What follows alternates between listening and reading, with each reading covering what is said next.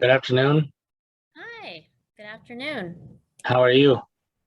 It was a good day at work, so I'm good. Thank you for asking. How are you? Good. I'm doing well. I'm Manuel Ponce. I'm the director of the Institute for School Leadership and Administration, and glad you could make it. Yeah, me too. Glad you guys are having this. It's nice to talk with people versus just read things online. For sure, for sure.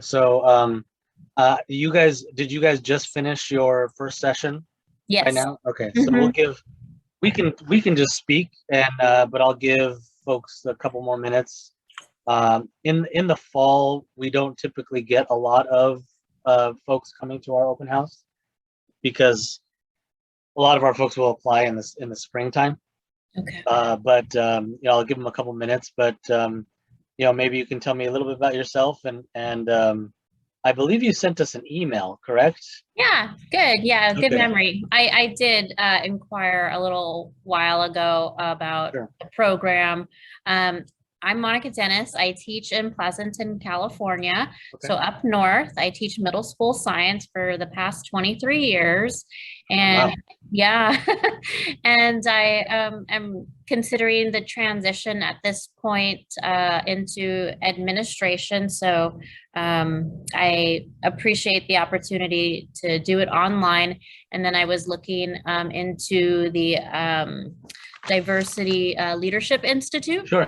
Yep. So I like that component because it also gives you that connection to other people within the area. So I'm Absolutely. hoping it'll all work out well and I'll Mhm. be able to get started in summer. I think that's what I was reading. Yeah. So Pleasanton, I've been to Pleasanton a couple times. My sister used to play softball, and they would go up there and travel to tournaments and things like that. How far of a, well, I guess you have to say it in two ways in San Francisco and in LA. Um, how far Time. is it typically, well, how far is it supposed to be to drive from Pleasanton to San Francisco? About 45 minutes Okay. under good conditions. And same with the BART. Okay. Yeah, BART's just a mile from my school that I'm at right now. So you would Okay. just catch the BART and head Sure. on out and 40. And I would be going reverse commute, right? So Oh, that's great. yeah, Yeah. so that would be helpful to do that. But yeah, it's it's the after the pandemic, so we're not fully there yet with Sure. commuting issues, but it it's getting there. Yeah, so I will I guess I'll address the fellowship first, since you're asking about that, and not everyone asks about that one because it's a specialized program. So we have, as you probably read about, as the Diversity and Leadership Institute partnered with us, and we're putting out we have a fellowship. It's called the Aspiring Principles of Color Fellowship, and it basically keeps the same components as we have in our programs. It's just done, it just has a really focused, specific curriculum around diverse leaders and leaders who are working in diverse communities. So it has that lens, African American, Latinx leaders, that lens. It doesn't mean that not everyone can come in, they can, but they would have to understand that this is really geared towards, it's really, the lens is really about diverse leaders and their work in their communities.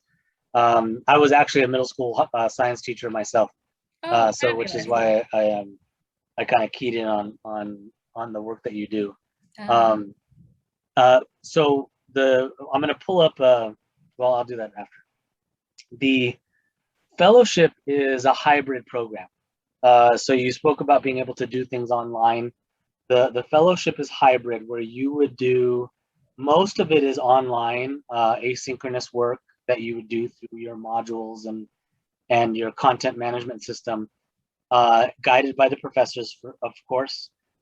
But you would also come face to face about 6 or 7 times during a semester, oh, okay. and those are actually on Saturday mornings between 8 o'clock and 12 o'clock, and you would have two classes back to back, for a couple of reasons. One, we think that a fellowship like this, especially, there needs to be a strong sense of community. And even though you can do it well online, there's nothing that is the same as being in the space with your colleagues, discussing, kind of creating those bonds and those relationships. Then there is opportunities for guest speakers to come in, and you do a lot of that work in that way. We do have a campus in San Francisco. It's South San Francisco. Oh, okay. And it's at a high school called Bishop Reardon High School. Yep. Okay. Yeah, I'm familiar with that. Yeah. Okay. So Bishop Reardon High School, and so we have classrooms there. That's where we hold our classroom sessions. Okay. And the reason why we do it on Saturdays is we do it executive style, because we all know, especially if we're talking about things like diversity, equity, inclusion, it's really difficult to leave your day of work at 4 o'clock, 5 o'clock, get to campus, which on traffic on a regular day is not pleasant.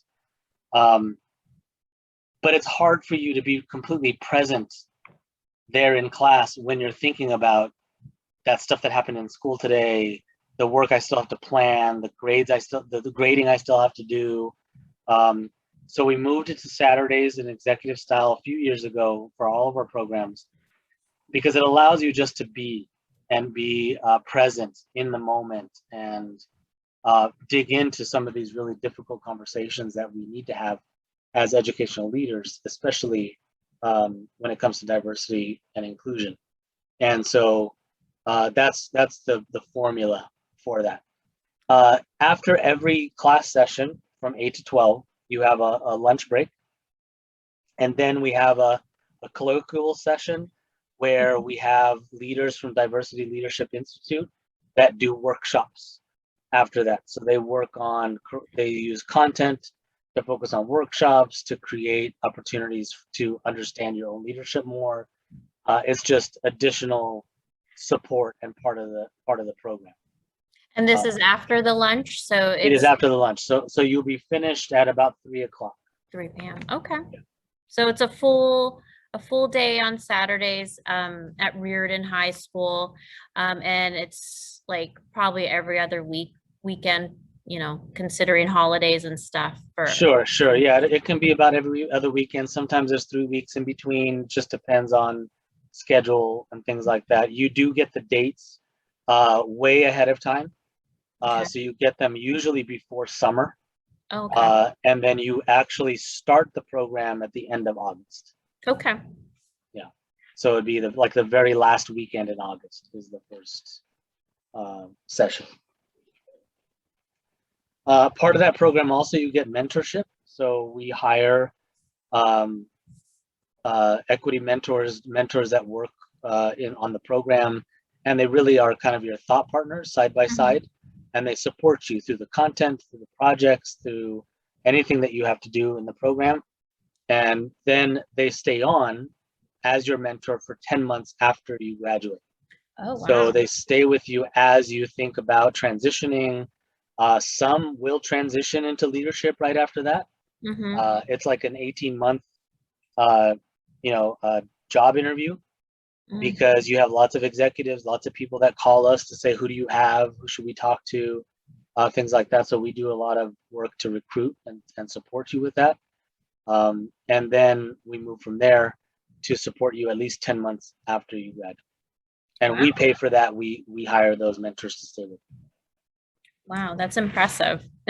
It's really, yeah, that's nice to have the mentor afterwards, because I'm sure transitioning from the classroom to the office, just having that extra little hand instead of feeling all alone, because it does seem kind of frightening to me, I'll be honest, Sure. From one level to the next. Sure.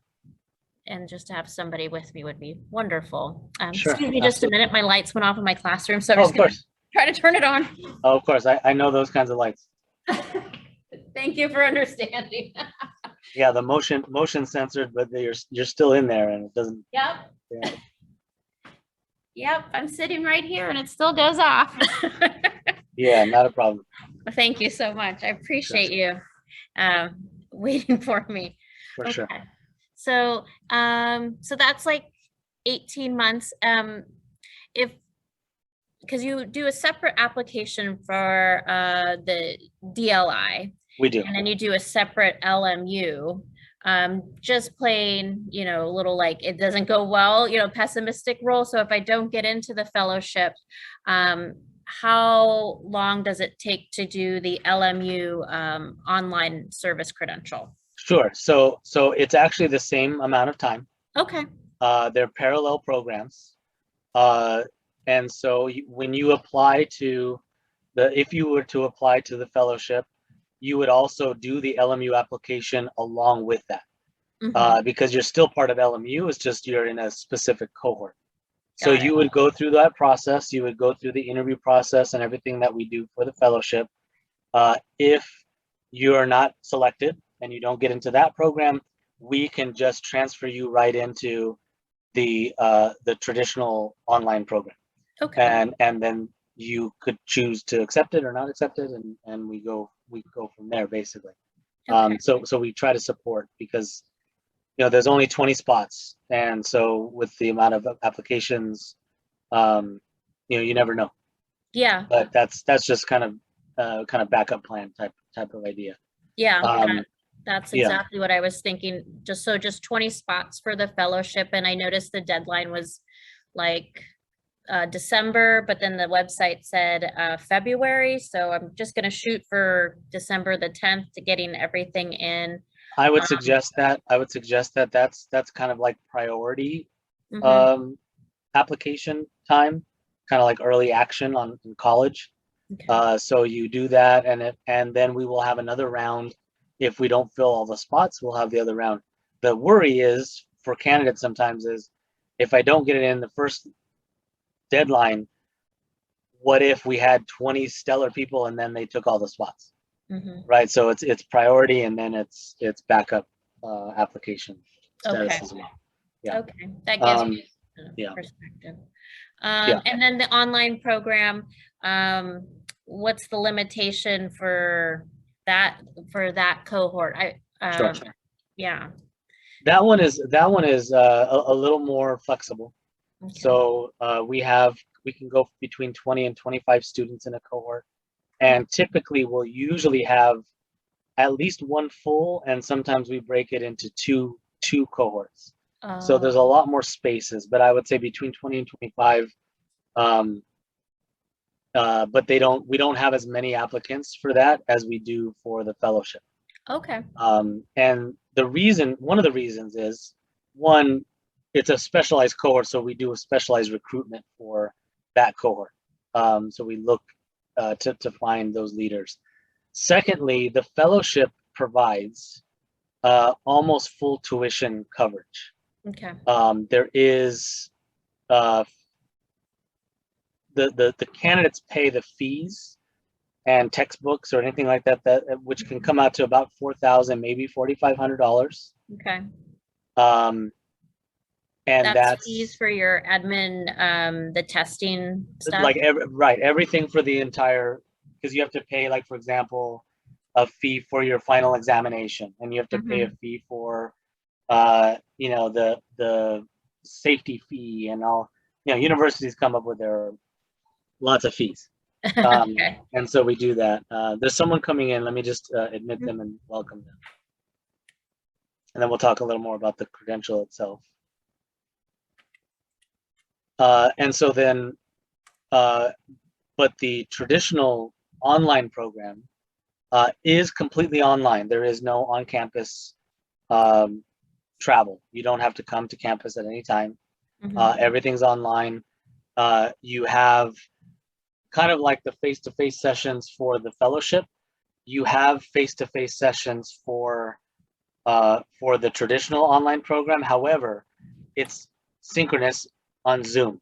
Oh, So okay. it's the same system. You will come together 6 or 7 times on Saturday morning. You'll have 2 classes in the mornings, but it is kind of in a group setting on Zoom. Okay. Right? Now the difference there is you don't have the afternoon sessions. So once you're done at 12 or 12:30, you're done for the day on those session days. The reason why we have that afternoon, because it's the part of the fellowship. It's part of their commitment to the fellowship. Okay. So, but it's the same amount of time. So it starts end of August. Okay. Very last weekend is kind of the orientation time, and then we get started. And that again is also 3 semesters. So you would take classes in the fall of 2022. You would have a class in the spring of 2023, a summer class, and then you would finish fall of 2023. Okay. So 3 full semesters. And the reason why we actually designed it to finish in December for a couple of reasons. One, you can apply for your credential right when you're finished with the courses. So you can do it through that winter time. And second, we know that recruitment and hiring time is in the spring. So we want to set up our candidates for success. We do things like workshops on resumes and CVs and interviews if you want to. We'll do one-on-one sessions, things like that. So in the spring, when you go into that application and they ask you, or they look at your resume, it can say that you already have your administrative credential, that you're not waiting to finish in June. Which for me, as a former superintendent, I would be a little worried about hiring you as a principal if you don't have that credential finished already. And so, you kind of take a gamble that way. So, so that basically is it. And really there's a widespread amount of information. We do everything from vision and educational purpose to how to bring people on board with your vision, how to think about diversity and equity in all of the things that you do. But we also have classes like Business of Education, where you have to learn about budgets and you work with budgets and HR and safety protocols and all of those, building inspectors, fire, all the things that you have to do, kind of we call it the non-flashy class, right? Because everyone wants to talk about theory and leadership theory and curriculum. Everyone loves the curriculum class, right? And really pushing teaching. But if you don't have a school to run because you can't keep the doors open or the lights on, then I don't care how great your curriculum is, you'll have no school to have kids in. So we want to make sure we balance that with that. The online program also has mentors throughout the program. They just don't have the additional after you graduate. Although we're all kind of informal mentors for all of our ESLA family members. So. Oh, good. That's good that you still kind of hang on Oh, yeah. for a little while, and the networking can still happen, because Absolutely. that ultimately leads to positions and stuff. Absolutely. We have alumni that teach for us. We have alumni that are mentors. Lots of them are mentors. We have alumni that come in as guest speakers. They all, I just put out a call and they all say, I can do it. I'll be there. And that is really great, a great feeling when they want to still be a part of your program. So. And what's the fees for that? Yeah, so the traditional online program is 18 units. And the units right now for this year was $1,409 per unit, which brings you to, I think it's about 23,000 total. However, we do give an $8,000 scholarship off the top of that. Okay. And because we want to make it as accessible as possible. Right. Okay. Okay. So if you take the 8,000 off, it actually comes out to. Yeah. Let me do that math here. That's why I taught science. It has math, but you don't have to be science, not so much. Right. It's about 17,362. Okay. There will be a slight tuition increase next year, but it's like 1% or so. But for that, you can spread it out into all the semesters. They have payment plans, things of that nature, and we're pretty comparable, especially to online programs. Yeah, I have been doing my research. What I do like about LMU, you have a great reputation.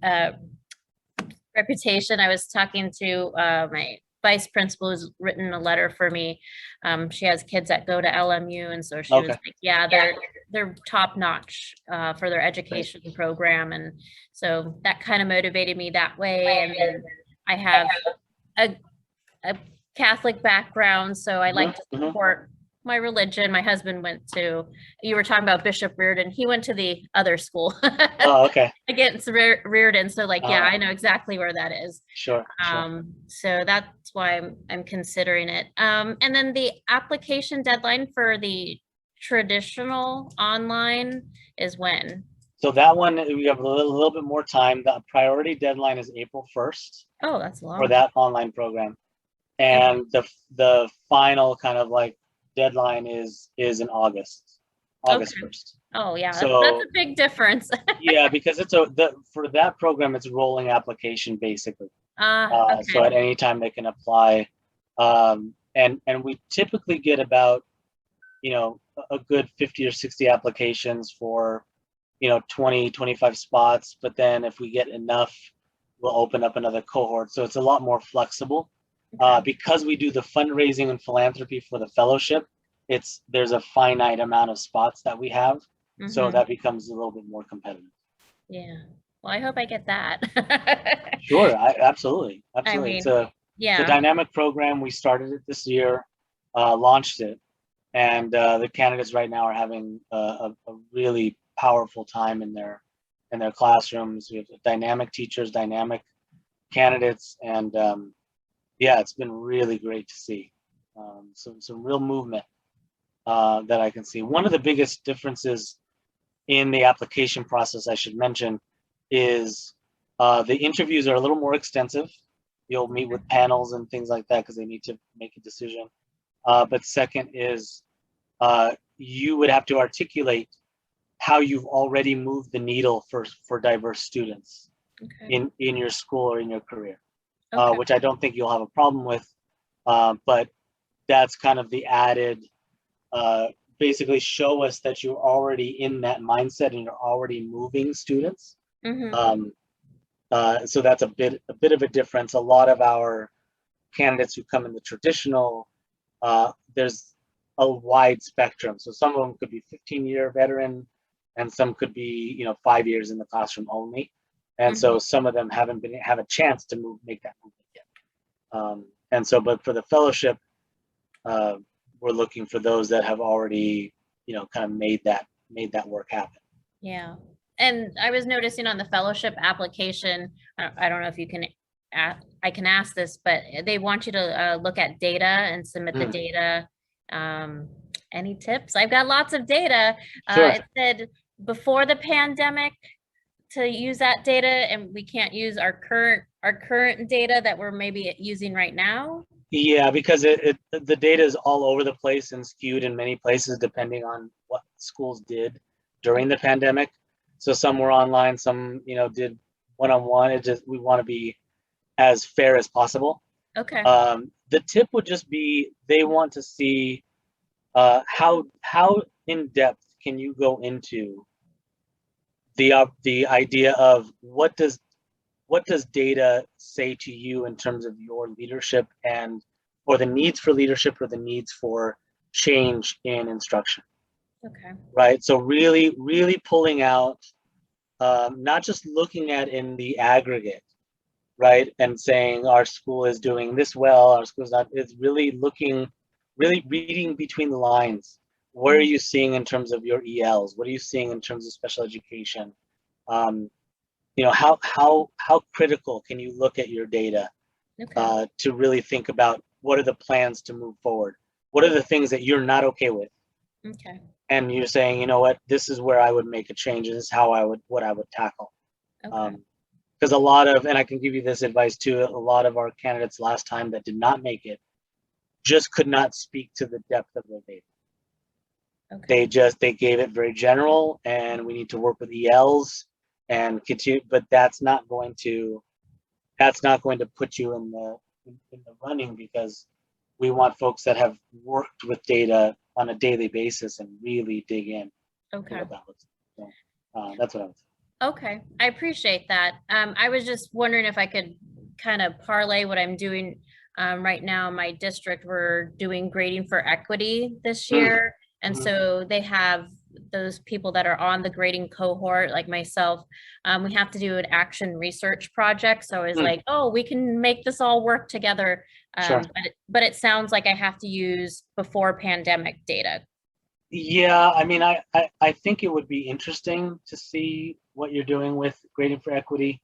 I just know that we are trying to stay uh, kind of similar across the board Okay. so that we can make a fair kind of comparison Okay. between those. I'll keep that in mind. Maybe somehow I can figure out how to wiggle For it in sure, there since I'm for sure, already in that process. for sure. And I would say, part of the program is you have to complete a project, an action research project, basically in the program as part of your field work. Oh, So okay. if you're still working on the grading for equity piece, which probably take a while, to kind of perfect it and kind of keep moving and learning about it, that could be part of your project. Okay. And we encourage that because we don't want you to do two separate things. We'd Hmm. rather you find something that works that your school needs and something you need for the program. Yeah, right. I really appreciate I got a special one-on-one Sure. Yeah. Of open house and I got all my course. questions answered and Mhm. yeah, I'll definitely be applying for the fellowship. I'm glad Excellent. I found that. I just kind of was searching. I was like, oh, this seems good since Yeah. yeah, diversity is important for especially us in science, like you know how it is. You are For a sure. science For teacher. sure. When you have black and brown science teachers, it's kind of an oddity, right? Absolutely. Absolutely. So Representation is so huge, and that's one of the reasons why we're doing it. yeah. So I think you can't go wrong with, in my humble opinion, you can't go wrong with either program. You'll get what you need. But the fellowship is a special opportunity, Yeah. and there's some really great things, and we're doing writing on it and researching on it, and we want it to be a model for what can really happen. And so, Nice. um, yeah, I would encourage you 100% if you have the opportunity to apply for that and go from there. Okay. Well, good. Thank you so much. I look Yes, forward to seeing you again. absolutely, absolutely. And Okay. if any other questions come up as you go through the process, you have my email. Feel free to reach out. We will be as responsive as we possibly can be to help you out. Okay. Thank you. I appreciate that. And Yeah, have a good afternoon. you too. Thank you. Bye.